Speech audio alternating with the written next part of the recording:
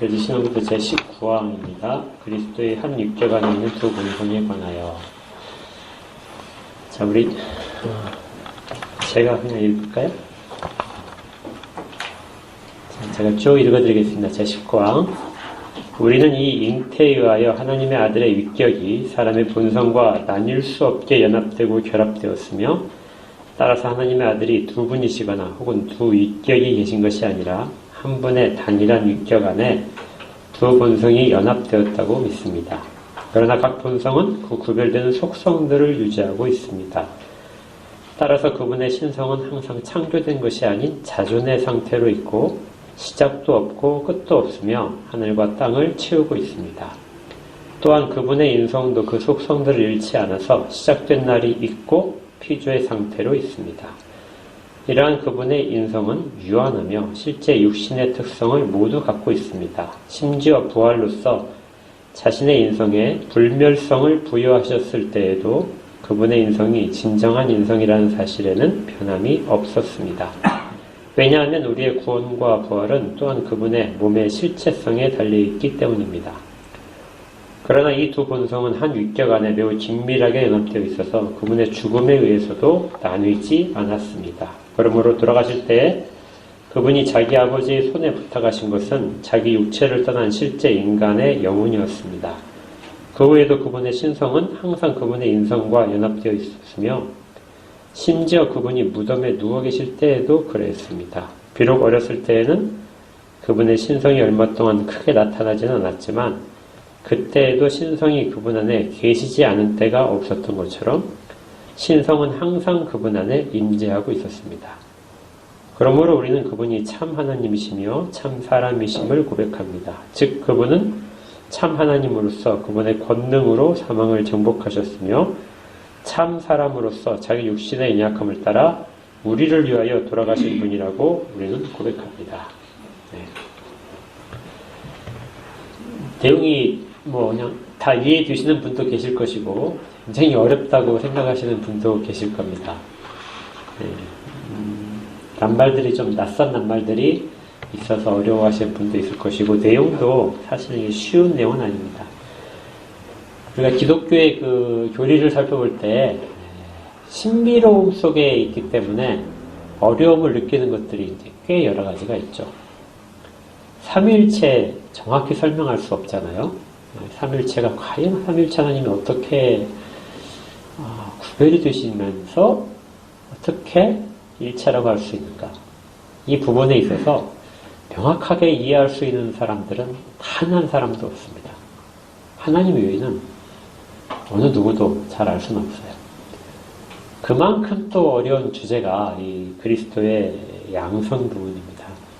한 육격 안에 두 본성이 있다. 두 본성은 이제 신성과 인성이라고 하죠. 하나님의 특성과 사람의 특성, 이 두 가지가 한 인격 안에 있다. 어떻게 있을 수 있는가? 신성이 과연 육체 안에 제한될 수 있는가? 이런 문제들까지 따지다 보게 되면 역시 이것도 우리가 알 수 없는 신비입니다. 정확히 이것도 이해를 할 수 있는 사람은 아무도 없어요. 설명하게 되면 삼일체와 마찬가지로 사실은 다 이단으로 가게 됩니다. 자세히 설명하게 되면 다 이단이 사실은 돼버려요. 이단이 말했던 것들을 말하게 됩니다. 그래서 이거 역시 어려운 부분이고요. 또 동일하게 성령님이 우리와 함께 계신다. 이 부분도 우리가 다 설명하기가 어렵습니다. 성령님이 하나님이신데 어떻게 인간과 같이 하실 수 있는가? 우리는 여전히 부패한 본성을 갖고 계신데 하나님의 거룩성 앞에 어떻게 같이 있을 수 있는가? 그리고 성령님이 우리 가운데 계신다면 제한될 수 있는가? 이런 부분들이 우리가 이제 말할 수 없는 신비 가운데서 성경이 그렇게 말씀하시니까 거기에 비추어서 받긴 하지만 영원히 알 수 없는, 그러면서도 성경이 말씀하시는 것까지는 알아야 되는, 그래서 이제 어려운 그런 문제 중에 하나입니다.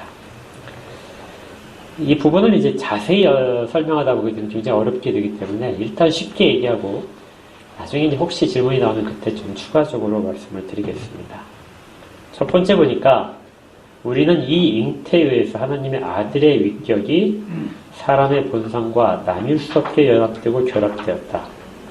따라서 하나님의 아들이 두 분이시거나 혹은 두 위격이신 것이 아니라 한 분의 단일한 위격 안에 두 본성이 연합되었다고 믿습니다.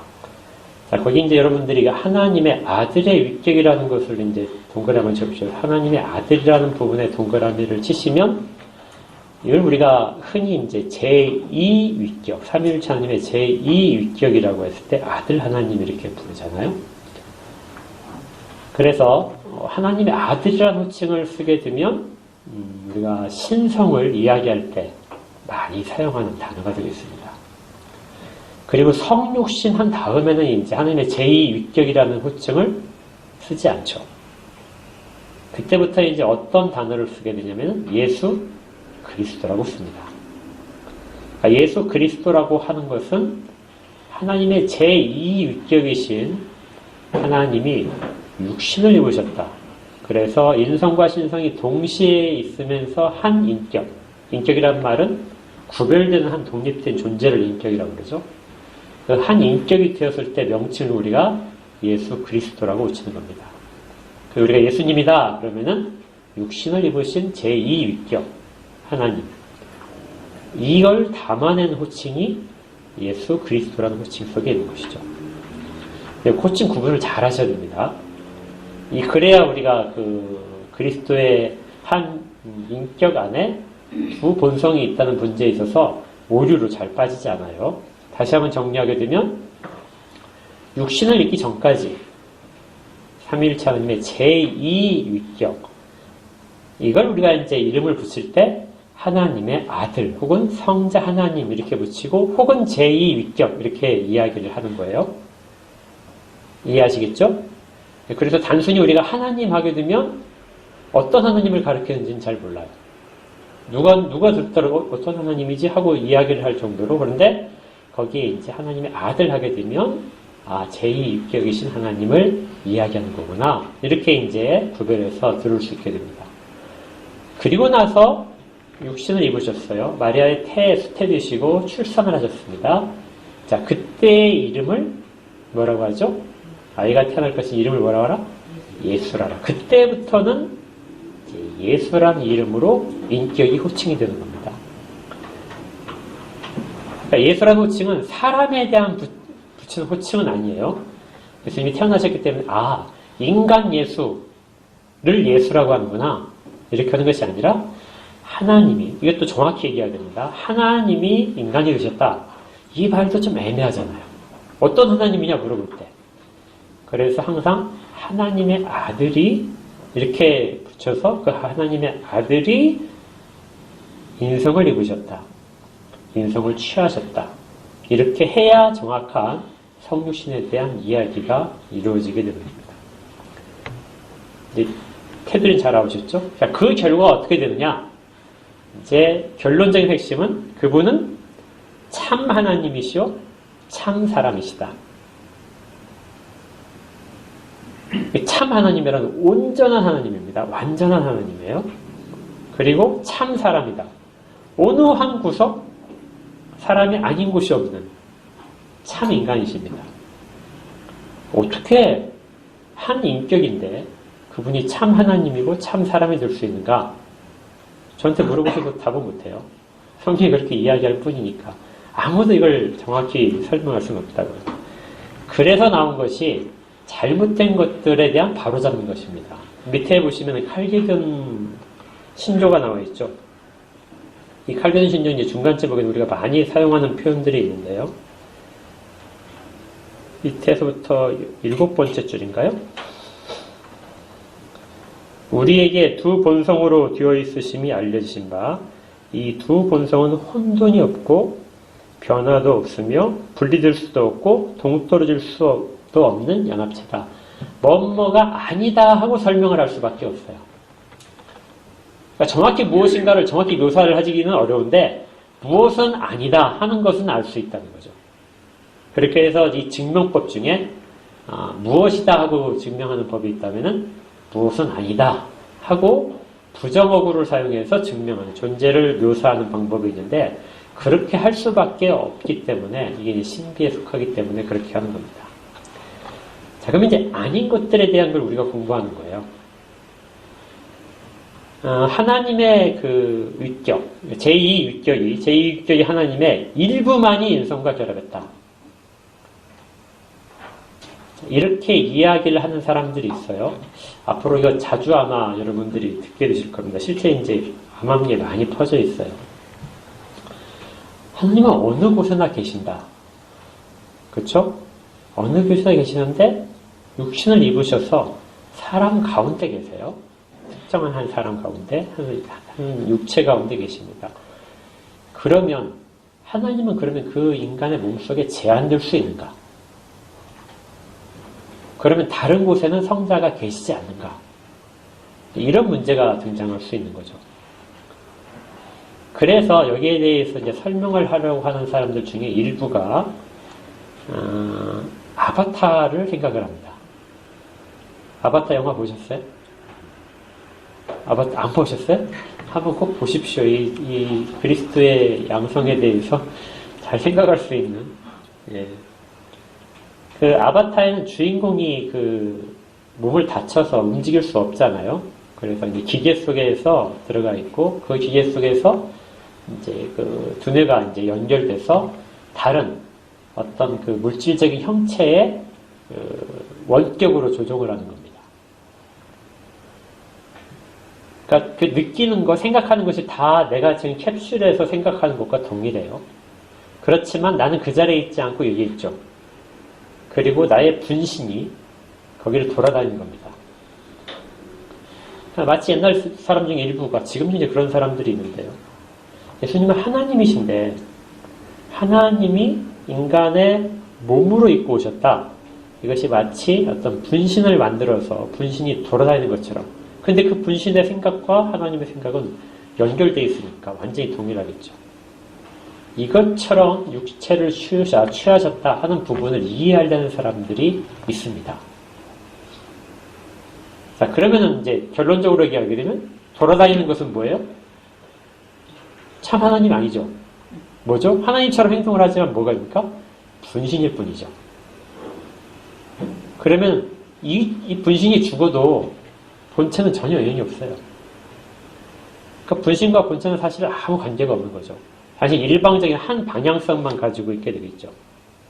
그런 식으로 성육신에서의 본성을 이해하지 말아라 하는 겁니다. 절대 그렇지 않고 온전히 제2위격 하나님이 육체를 입으셨다. 그분은 온전히 가운데 들어오셨다. 이렇게 이해를 하는 거예요. 그 다음에 또 그러다 보니까 신성과 인성이 한 인격 안에 계신다 그러니까 그 인격은 그러면 이렇게 반반 나누어져 있느냐? 신성과 인성이 50%와 50%냐? 이렇게 생각하는 사람도 있어요. 이것도 여러분들 그 만화 영화 마징가 제트 보셨어요? 안 보셨습니까? 마징가 제트 보게 되면 아수라 백작 나오거든요. 보셨습니까? 예. 아수라 백작 이렇게 반쪽 쪼개져 있죠. 반쪽은 여자, 반쪽은 남자. 이렇게 하게 되면 남자 목소리 나오고요. 이렇게 하게 되면 여자 목소리. 이건 요즘 그 선전에 누구죠? 이수근 씨가 대리운전 선전할 때 옷을 이렇게 반쪽짜리 옷을 입고 한쪽은 택시기사. 안 보셨어요? 한쪽은 이렇게 하면 이게 뭐죠? 이게 다른 부가적화를 동시에 이렇게 하는 그런 광고가 있어요. 예. 그러니까 그렇게 하나님이 그 두 가지 옷을 다 동시에 입고 싶어서 한편으로는 이렇게 하고 한편으로 이렇게 하고 말도 바뀐다. 이 아수라 백작처럼 됐다. 이게 키메라죠. 쪼개가지고 붙여놓은 거. 이런 괴물처럼 생각하는 것이 옛날에 있었습니다. 그래서 인성이 발휘될 때가 있고 신성이 발휘될 때가 있고 완전히 여기는 구분이 돼 있고 이렇게 해서 마치 한 인격 안에 아니 한 몸 안에 두 인격이 있는 것처럼 다중인격체 이렇게 된 거죠. 그렇지 않다는 겁니다. 예수님은 단 하나의 인격을 하셨다. 그분은 인성과 신성을 동시에 가지시면서 단 하나의 인격으로 행동하셨다는 거죠. 반절만 하나님, 반절만 인간, 이것도 아니라는 겁니다. 그러니까 잘못된 사람 중에는 그러면 한 몸 안에 그 예수님이라고 호칭하는 그 사람 안에 신성과 인성이 동시에 있으니까 그러면은 두 개가 혹시 서로 영향을 주어서 섞이지 않았을까? 섞이면은 하나님과 사람이 섞인 거니까 완전히 새로운 인종이 되겠죠. 그쵸? 그래서 그걸 제가 지난주에 설명드렸잖아요. 신, 짝대기하고 인. 신과 인이 같이 섞여져 있는 인간. 스파이더맨 보셨어요? 스파이더맨 보게 되면 스파이더맨이 원래 그냥 보통 사람이잖아요. 근데 이상하게 변이된 거미에 물리잖아요. 물리자 유전자가 바뀝니다. 그래서 거미의 유전자와 사람의 유전자가 섞여서 이상한 거미 인간이 되는 거죠. 실제 옛날 사람도 그렇게 생각하는 사람도 있었어요. 신성과 인성이 섞여서 전혀 새로운 사람이 되었다. 그러니까 하나님이라고 하기도 그렇고 사람이라도 하기가 중간적인 단계. 그래서 이제 점점 어떻게 생각했냐면 예수는 참 하나님보다는 인성을 입었기 때문에 인성의 영향을 나쁜 영향을 받아서 인성은 한계에 약하잖아요. 그러니까 신성이 인성의 영향을 받아서 약간 낮아졌다. 그러니까 신성은 높고 인성은 낮은데 둘이 섞이다 보니까 같이 있다 보니까 인성이 신성을 끌어내리는 거죠. 오염을 시키는 겁니다. 그러면은 하나님보다는 약간 어떤 존재일까요? 약간 미흡한 존재. 그렇게 되겠죠? 신성은 인성에 영향을 줘서 얘를 끌어올리는 겁니다. 이렇게. 그러면 보통의 인간보다는 뭐예요? 훨씬 더 높은 존재. 이렇게 애매한 그런 상태로 예수님을 이야기하는 사람들이 있었다는 거예요. 나중에 다 이단으로 됩니다. 어떻게 이단이 되는지 나중에 설명을 드릴까요? 자, 이렇게 하는 것도 다 잘못된 것이다. 그분 안에는 그분 정말 참 하나님이고 하나님으로서 가질 수 있는 신성을 온전히 가지셨고 인간으로서 가질 수 있는 모든 것들을 다 온전히 가지셨다. 그래서 하나님의 거룩성도 가지시고 하나님의 전능성도 가지시고 인간으로서의 연약함도 모두 다 가지셨다. 인간보다 뛰어나서 그 일을 감당한 것이 아니라 인간으로서 감당하신 것이고 하나님으로서 모든 것들을 하나님 앞에 온전히 순종으로서 나갈 수 있었다. 이렇게 봐야 하는 것입니다. 항상 기억할 것은 온전하신 성자 하나님이 하나님의 아들이 온전한 사람을 취하셨다. 이게 가장 바람직한 해석이 됩니다. 요한복음 1장 14절을 이제 보시면은요, 우리 오늘 본문 중에 말씀이 육신이 되어 이렇게 됩니다. 이 말씀이라고 할 때는 육신을 입기 전에 이제 하나님이 되겠죠. 제2위격. 그래서 말씀은 보통 로고스라고 붙이는데 로고스는 제2위격이신 하나님을 이야기할 때 말씀을 사용합니다. 그게 제2위격이에요. 육신이 되어서 우리 가운데 거하시게 되었다. 자, 우리가 그의 영광을 본다면 이 그라는 호칭이 된 것은 육신을 입은 후의 일입니다. 우리가 그를 보았더니 그라고 할 때 이때는 예수 그리스도가 되겠죠. 그리고 아버지의 독생자의 영광이다. 아버지의 독생자는 제2위격을 가리키는 다른 말이라고 그랬죠. 그러니까 인간의 육신을 입고 오셔서 우리 가운데 예수라는 이름을 가지고 있으신데 그분을 보니까 제2위격의 하나님의 영광을 그대로 갖고 계신 분이라는 뜻이에요. 14절 이해가 되십니까? 이렇게 해서 그분은 육신을 입으셨을 때도 참 하나님이시구나. 이렇게 이제 알게 되는 겁니다. 또 사도행전 20장 18절에 보니까 이렇게 28절에 아까 읽었던 본문입니다. 여러분은 자기를 위하여 또는 온 양떼를 위하여 삼가라. 성령이 그들 가운데 여러분을 감독자로 삼고 하나님이 자기 피로 사신 교회를 보살피게 하셨다. 여기서 하나님은 누구를 가리키는 거예요? 누가 자기 피를 가지고 교회를 사셨습니까? 예수 그리스도죠. 그러니까 예수 그리스도를 하나님이라고 부르잖아요. 그러니까 예수 그리스도가 온전한 하나님이시다는 것을 계속해서 고백을 하는 겁니다. 아주 중요한 일이죠. 예수 그리스도께서는 온전하신 제2위격의 하나님이셨다. 그분의 신성은 전혀 손상되지 않았다 하고 계속해서 이야기하게 됩니다. 신성은 변하지 않고 언제나 유지된다.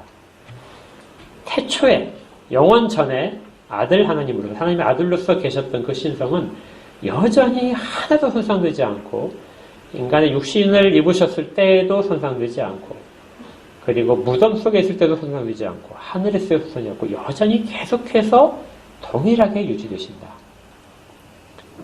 이게 성육신에서의 신성의 유지입니다. 어떤 것도 하나님을 훼손시킬 수는 없어요.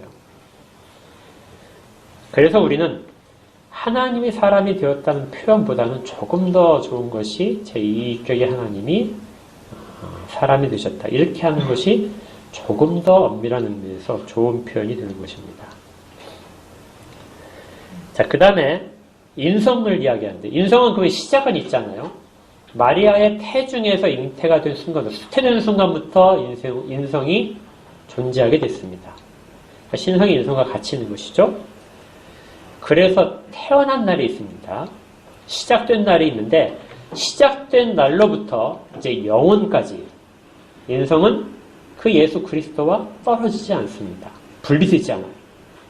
그러니까 신성은 처음부터 있었고, 인성이 어느 순간에 제2격에 취해지게 되는데, 그때 이후로 한 번도 분리가 안 된다는 것이죠. 그래서 인성은 수태 이후로 계속해서 유지가 됩니다. 이것도 역시 꼭 기억을 하셔야 돼요.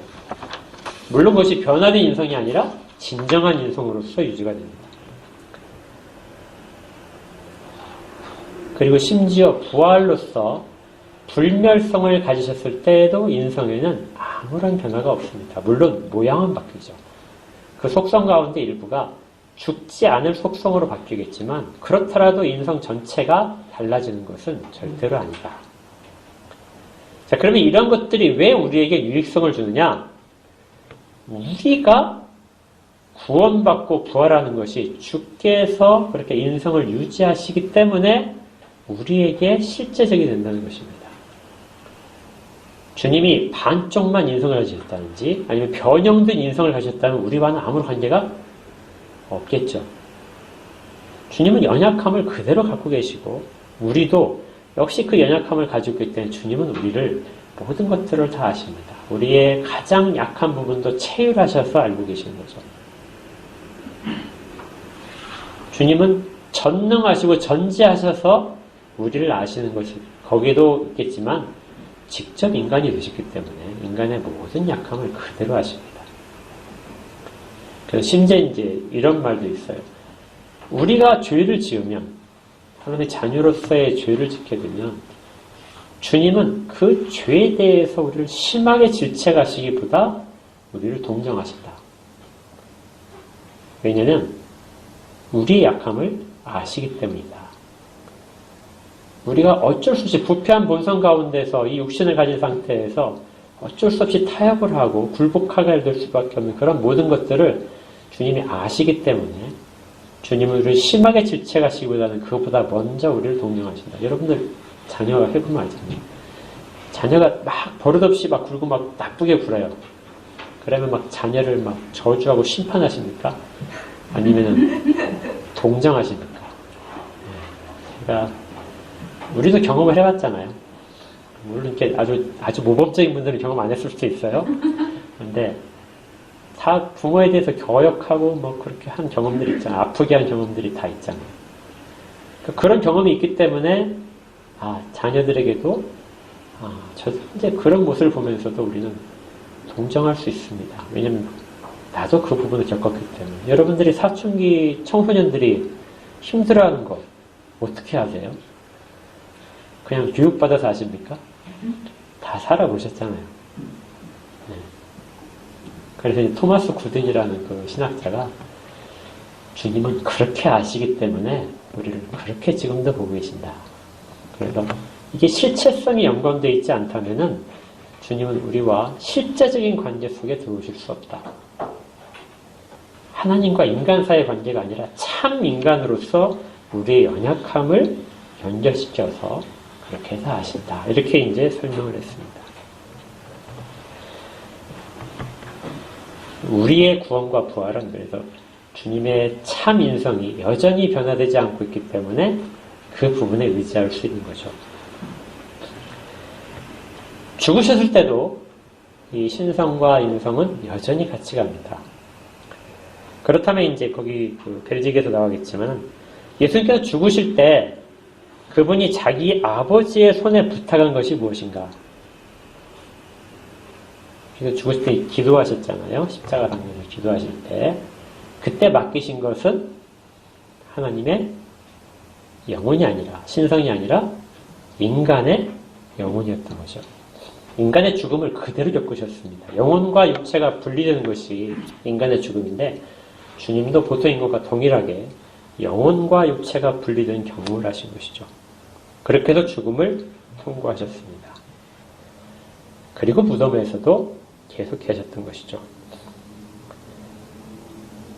이처럼 인성으로서의 약한 부분이 그대로 남아있고 신성으로서 남아있는 것이 이것이 우리 주님이 이 땅 가운데 임하실 때부터 성육신 하실 때부터 가셨던 모든 상태입니다. 아까 말씀드렸지만 신성과 인성은 그래 서로 변화를 주진 않습니다.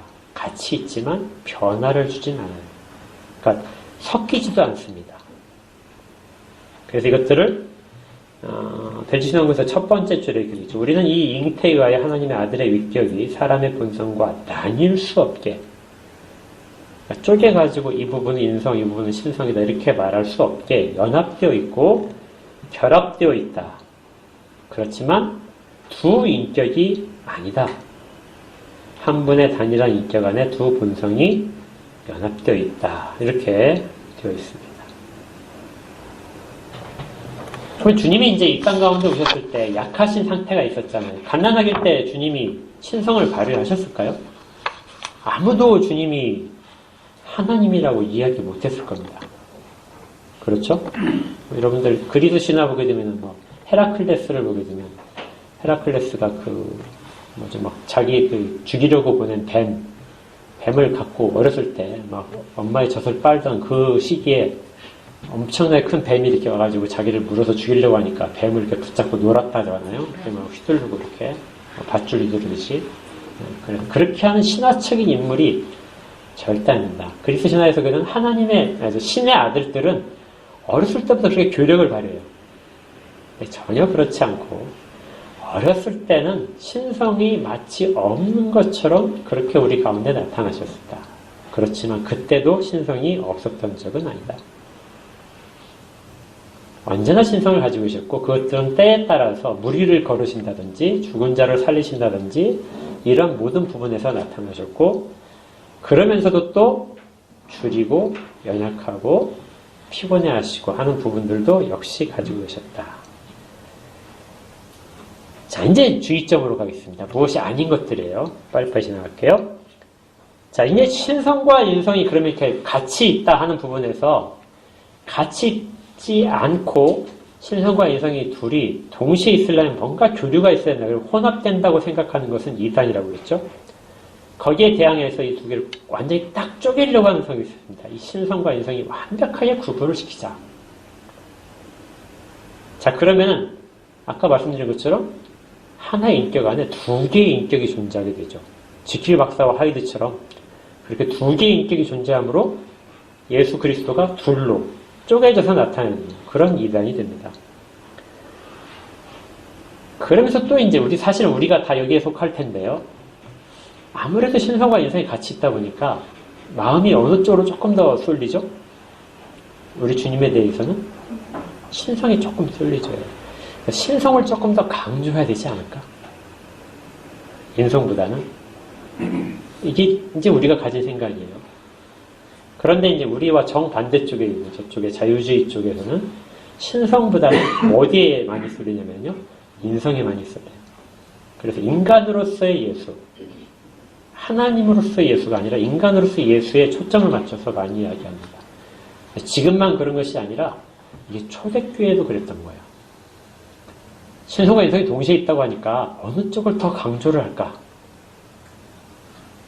그러다 보니까 아주 유명한 논쟁 하나가 있습니다. 그게 칼기돈 신조에 나타나는데요. 다른 부분을 다 읽어보시고 칼기돈 신조의 중간쯤만 보십시오. 중간쯤에 마리아에 대한 이야기가 나와요. 찾으셨나요? 두 번째 단락이 그는 신성에 관한 한 시간 이전의 아버지로부터 태어나셨고 그의 인성에 관하여는 이 동일하신 분이 마지막 날에 우리와 우리를 구하는 위하여 동정녀 마리아에게서 나셨으며 마리아는 하나님의 어머니이시다. 자, 거기 이제 줄을 하나 쳐놓으십시오. 하나님의 어머니. 마리아는 하나님의 어머니이시다. 이게 아주 어려운 말입니다. 교회사에서도 어쩔 수 없이 이 말을 초대교회 때 택했어요.